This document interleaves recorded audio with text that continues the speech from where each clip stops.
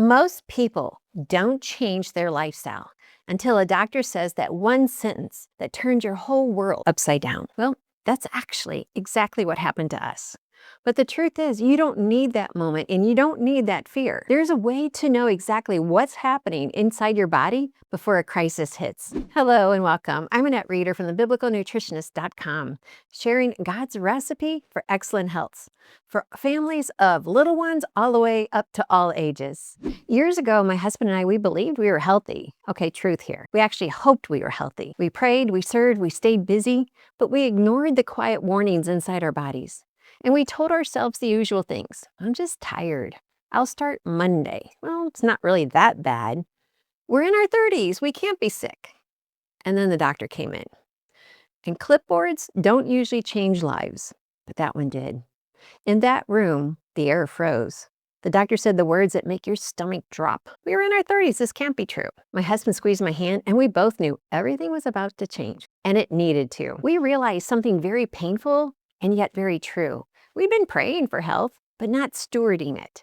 Dr. Adrian Rogers once said, you're either the steward of your body or the owner of your body. Well, we were totally living as sole owners of our body, and no one was going to tell us how to live. And we weren't bad people or bad Christians. We were just uninformed and overwhelmed and distracted. But we promised God, we are here, Lord, ready to honor you with the body you gave us. And that decision began a journey that changed our lives. So today, I'm sharing the 7 biblical habits that we started right after that, including one tool that helped us understand exactly what was happening inside our bodies. And I'm going to share that at the end. And this is what I wish someone had told me long before that doctor crisis. Habit number 1 is identity. Who do you identify with more? A child of God who's loved or not lovable and lonely? Are you getting tired of working for your salvation or the love of God? Remember, perfect love casts out fear. Habit number 2 is the kitchen reset. We stopped trying to diet or willpower our way into better eating. Instead, we reshaped our environment. Healthy became the default. We made nourishing foods visible. We removed things that were sabotaging us, and our kitchen became a place of joy and not stress. Hamburger helper, that had to go. Ice cream every night, no more. Store-bought cookies, nada. Lab experiment foods that are not good enough for us, no, not for us. Fake cheese, gone. Sugar cereals, out. A transformed kitchen transforms the person who cooks in it. Habit number 3, the 3 principles forever. Healthy eating isn't complicated. Real biblical foods are simple. We stopped chasing fancy diets and started cooking simple, delicious meals. When food is simple, it becomes sustainable. My body feels so good when we eat biblically. And the next day I feel even better. Brain fog? Yeah, that's not here. Bloating? That's gone. The 3 principles that are timeless and forever be our standard for eating. Number 1, eat the foods God called good for you. Number 2, eat the foods as close to His design before being altered beyond your benefit. Now, this is no excuse to be part of a food industry experiment or eating lab experiment foods, altered foods. No, you don't want that. Principle number 3, don't let any food become your God. Addictions are real, and the results are devastating, and they will come. This is not outrunning a food addiction.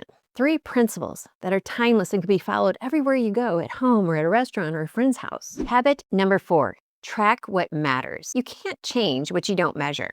So we tracked things like actually the effect on our health. In fact, we started with sleep. How well do you sleep? How do you feel when you wake up? How many hours are you sleeping? Do you dream? Next is hydration. I measure out my water for the day first thing in the morning. And then there's movement. Our first century bike ride was such a fun event. Every month, I want you to challenge yourself to go beyond the normal exercise that you do, just one day a month.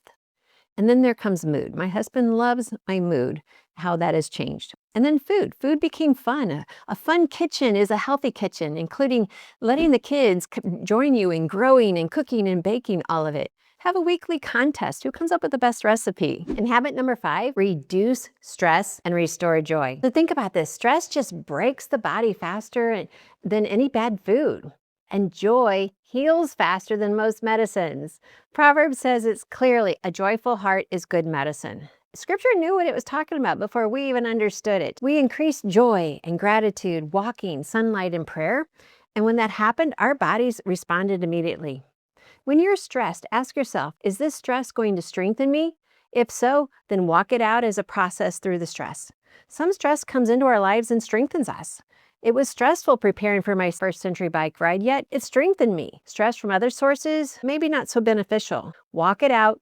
Talk it out with God about where He is in the circumstances and how He wants to help you through this. Evaluate the circumstances behind the stress and the thoughts that it's bringing to your mind. And then qualify the thought. Is that a truth or a lie? Lies need to be disregarded. Truth needs to be embraced. Most stress is believing a lie and then making it a truth. We work through this extensively in our inner circle, and it's where freedom happens. Habit number 6, daily non-negotiables. We don't overhaul everything. We built in patterns. The 3 principles every day, that's a pattern. Water first in the morning, lemon, sometimes cloves and salt. Evening nourishment ends at 7. No eating after 7. Movement that feels good, that's not punishment. That's a pattern. Small steps become big changes. Habit number 7 is getting our own blood work. This is so important. So blood work is what tells that inside story that you can't just tell by looking in the mirror or standing on the scale. This is a habit that no one is talking about, and it's the one that changes everything because it puts you in charge of your health. We order our own blood work. No waiting for symptoms, no waiting for bad news, no guessing, and it reveals things that we never thought we would have caught before by just waiting for a doctor appointment, which actually we don't usually do. Inflammation levels, it'll tell me that. Vitamin deficiencies, vitamin D, vitamin A, C, and D, all of that. Metabolic stress, things that we can fix long before they become a disease. Seeing the inside story of your body is empowering. It's not scary. It's stewardship. It's wisdom. It's prevention. Now, I have a link down below where you can download a list of blood work to order on your own or ask your doctor. And then when the results come in, you can see for yourself, what are the results saying? We specifically look at A1C, glucose, cancer levels, and it's all listed on the sheet along with CEA, CRP, homocysteine. We're looking for vitamin D and other minerals. And on that sheet that you can download, it's totally free, is a link where you can order your own blood work and the results come to you. And then if you want, you can take the results to your doctor and say, hey, I just had this done. Can you help me review it? You're ahead of the game. You're ahead of your healing.